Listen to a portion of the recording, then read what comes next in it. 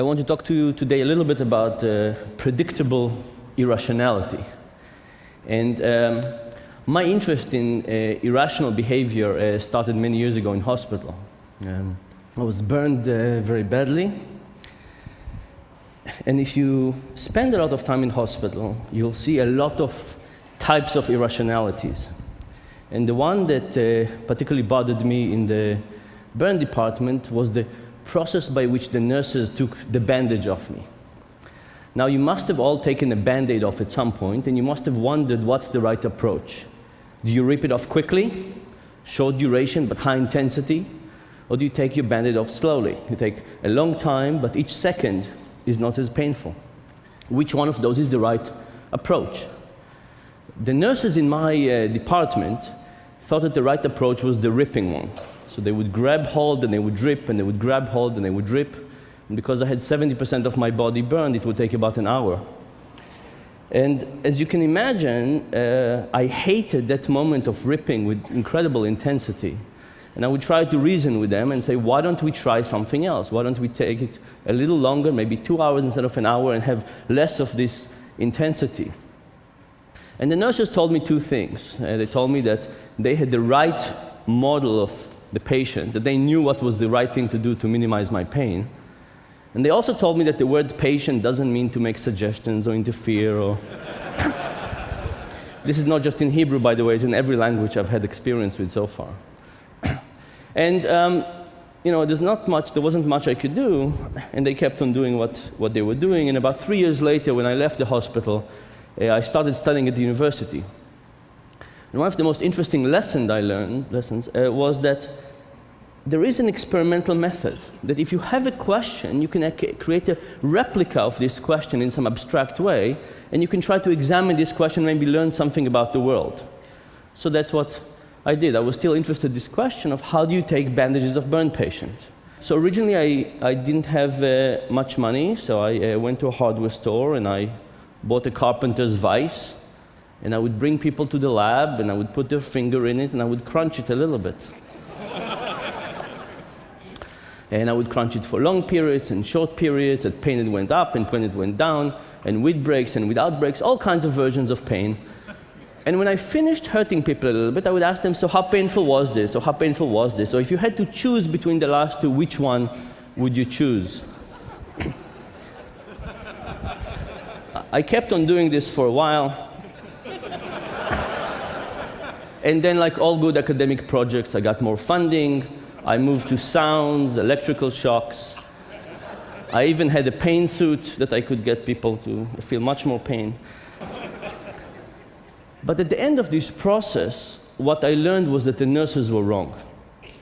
Here were wonderful people with good intentions and plenty of experience, and nevertheless, they were getting things wrong predictably all the time. It turns out that because we don't encode duration in the way that we encode intensity, I would have had less pain if the duration would have been longer and the intensity was lower.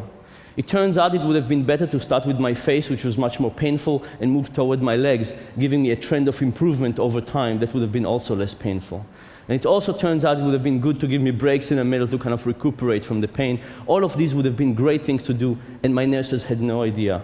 And from that point on, I started thinking, are the nurses the only people in the world who get things wrong in this particular decision, or is it a more general case? And it turns out it's a more general case. There's a lot of mistakes we do. And I want to give you one example of one of these irrationalities, and I want to talk to you about cheating. And the reason I picked cheating is because it's interesting, but also it tells us something, I think, about the stock market situation we're in. So my interest in cheating started when Enron came on the scene, exploded all of a sudden, and I started thinking about what is happening here. Is it the case that there is kind of a few apples who are capable of doing these things, or are we talking a more endemic situation that many people are actually capable of behaving this way? So, like we usually do, I decided to do a simple experiment, and here's how it went. If you were in the experiment, I would pass you a sheet of paper with 20 simple math problems that everybody could solve, but I wouldn't give you enough time. When the 5 minutes were over, I would say, pass me the sheets of paper, and I'll pay you $1 per question. People did this. I would pay people $4 for their task. On average, people would solve 4 problems. Other people I would tempt to cheat. I would pass the sheet of paper. When the 5 minutes are over, I would say, please shred the piece of paper, put the little pieces in your pocket or in your backpack, and tell me how many questions you got correctly. People now solve 7 questions on average. Now, it wasn't as if there was a few bad apples, a few people who cheated a lot. Instead, what we saw is a lot of people who cheat a little bit. Now, in the economic theory, cheating is a very simple cost-benefit analysis. You say, what's the probability of being caught? How much do I stand to gain from cheating? And how much punishment would I get if I get caught? And you weigh these options out, you do the simple cost-benefit analysis, and you decide whether it's worthwhile to commit the crime or not. So we tried to test this. For some people, we varied how much money they could get away with, how much money they could steal. We paid them 10 cents per correct question, 50 cents, $1, $5, $10 per correct question.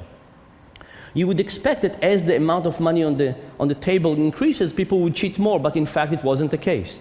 We got a lot of people cheating, but still by a little bit. What about the probability of being caught? Some people shredded half the sheet of paper, so there was some evidence left. Some people shredded the whole sheet of paper. Some people shredded everything, went out of the room, and paid themselves from a ball of money that had over $100. You would expect that as the probability of being caught goes down, people would cheat more, but again, this was not the case. Again, a lot of people cheated just by a little bit, and they were unsensitive to these economic incentives. So we said, if people are not sensitive to the economic rational theory explanations, to these forces, what could be going on? And we thought maybe what is happening is that there are 2 forces. At one hand, we all want to look at ourselves in the mirror and feel good about ourselves. So we don't want to cheat. On the other hand, we could cheat a little bit and still feel good about ourselves. So maybe what is happening is that there's a level of cheating we can't go over, but we can still benefit from cheating at a low degree as long as it doesn't change our impressions about ourselves. We call this like a personal fudge factor. Now, how would you test a personal fudge factor? Initially, we said, what can we do to shrink the fudge factor? So we got people to the lab, and we said, we have 2 tasks for you today. First, we asked half the people to recall either 10 books they read in high school or to recall the 10 commandments. And then we tempted them with cheating. Turns out the people who tried to recall the 10 commandments, and in our sample nobody could recall the 10 commandments, but those people who tried to recall the 10 commandments, given the opportunity to cheat, did not cheat at all. It wasn't that the more religious people, the people who remembered more of the commandment, cheated less, and the less religious people, the people who couldn't remember almost any commandment, cheated more.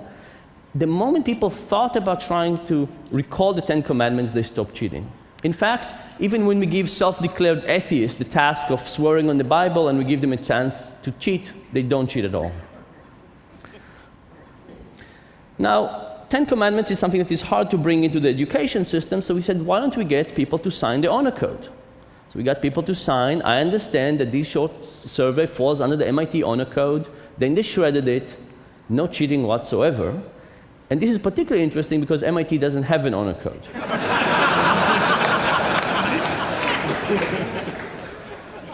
So all this was about decreasing the fudge factor. What about increasing the fudge factor? The first experiment, I walked around MIT and I distributed 6 packs of Cokes in the refrigerators. These were common refrigerators for the undergrads. And I came back to measure what we technically call the half-lifetime of Coke. How long does it last in the refrigerators? And you can expect it doesn't last very long. People take it. In contrast, I took a plate with 6 $1 bills, and I left those plates in the same refrigerators. No bill was ever disappeared. Now, this is not a good social science experiment. So to do it better, I did the same experiment as I described to you before. 1/3 of the people, we passed the sheet, they gave it back to us. 1/3 of the people, we passed it, they shredded it, they came to us and said, Mr. Experimenter, I solved X problems, give me X dollars. 1/3 of the people, when they finished shredding the piece of paper, they came to us and said, Mr. Experimenter, I solved X problems, give me X tokens. We did not pay them with dollars, we paid them with something else. And then they took this something else, they walked 12 feet to the side and exchanged it for dollars. Think about the following intuition. How bad would you feel about taking a pencil from work home compared to how bad would you feel about taking 10 cents from a petty cash box? These things feel very differently. Would being a step removed from cash for a few seconds by being paid by a token make a difference? Our subjects double their cheating. I'll tell you what I think about this in the stock market in a minute. But this did not solve the big problem I had with Enron yet, because in Enron there's also a social element. People see each other behaving. In fact, every day when we open the news, we see examples of people cheating. What does this causes us? So we did another experiment. We got a big group of students to be in the experiment, and we prepaid them. So everybody got an envelope with all the money for the experiment, and we told them that at the end, we asked them to pay us back the money they didn't make. Okay? The same thing happens when we give people the opportunity to cheat. They cheat just by a little bit, all the same. But in this experiment, we also hired an acting student. This acting student stood up after 30 seconds and said, I solved everything. What do I do now? And the experimenter said, if you finished everything, go home. That's it. The task is finished. So now we had a student, an acting student, that was a part of the group. Nobody knew it was an actor. And they clearly cheated in a very, very serious way. What would happen to the other people in the group? Will they cheat more or will they cheat less? Here is what happens.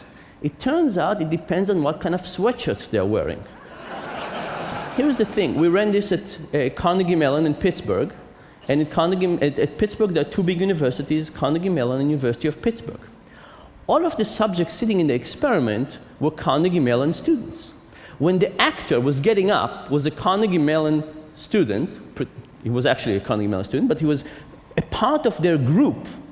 Cheating went up. But when he actually had the University of Pittsburgh sweatshirt, cheating went down.